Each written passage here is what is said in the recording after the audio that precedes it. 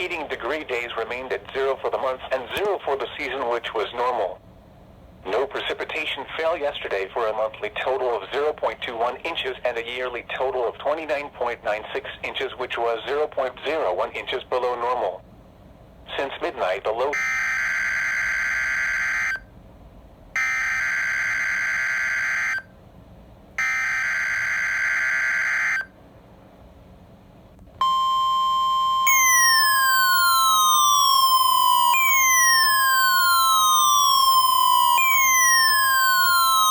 This is a test of the NOAA radio warning alarm device and the emergency alert system.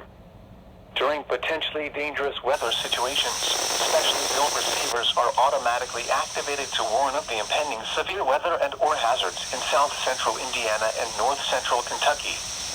Tests of these receivers are normally conducted every Tuesday between 6 p.m. and 7 p.m. local time, and every Wednesday between 11 a.m. and noon local time. When there is a threat of or existing severe weather in the area, the test is postponed until the next available non-severe or hazard day. This broadcast originates from the National Weather Service office in Louisville on a frequency of 162.475 MHz. Reception of this broadcast and the warning alarm will vary at any given location.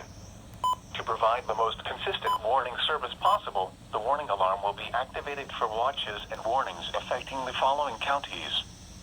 In south-central Indiana, Clark, Floyd, Harrison, Jefferson, Scott, and Washington.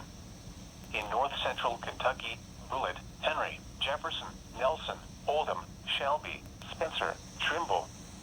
This concludes the test of the NOAA radio warning alarm and emergency alert system.